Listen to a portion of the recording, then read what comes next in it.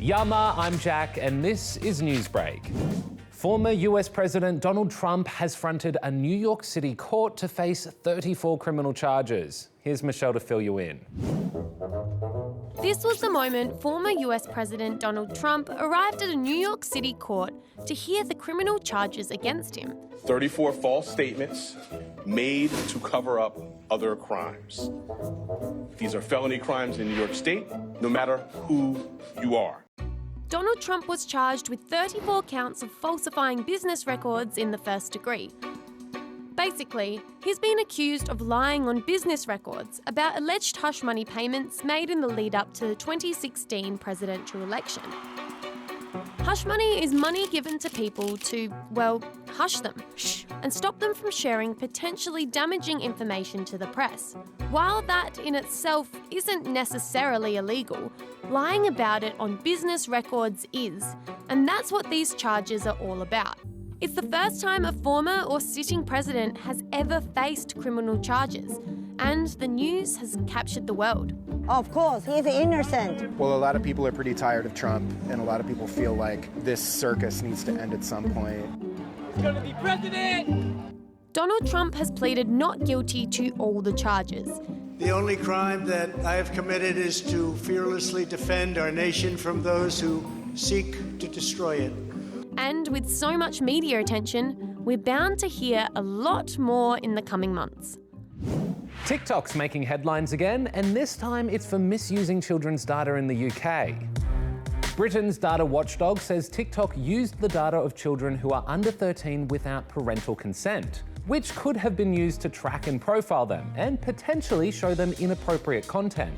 TikTok says it's done its best to stop under 13s from using it without parental consent, but the UK government says it's not good enough and fined them more than $23 million.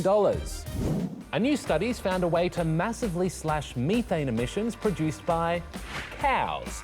And it's all got to do with something found under the sea. Here's Liba to tell you all about it. They're the grass-grazing, milk-making, mowing mammals we rely on for lots of dairy and meat products. But did you know cows are also impacting the environment in a big way? Yeah, cows are super gassy creatures.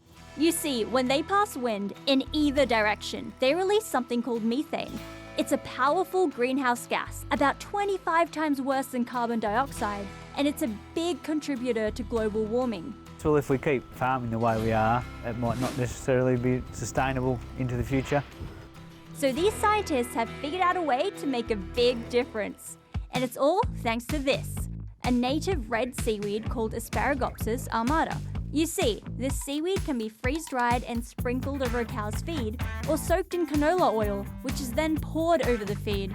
And once eaten, it massively slows down the production of methane inside a cow. We're talking as little as 60 grams of this amazing red seaweed. It can eliminate upwards of 8, but in some studies, 98% of all methane. Farmers are starting to trial it at the moment, which means we could see a lot more carbon-neutral meat and dairy products on the market soon. The burps stop, the methane stops, and hopefully climate change with it. Ooh, excuse me. Welcome, welcome, welcome, welcome, welcome, welcome, welcome, welcome. That was a song I wrote to welcome these next stories to the world.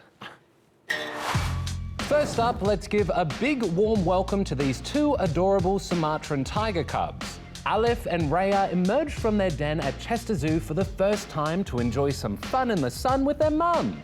Sumatran tigers are on the brink of extinction with only about 400 left in the wild. What's better than 2 baby animals? How about 30? These baby loggerhead turtles were recently welcomed to the world at Taronga Zoo.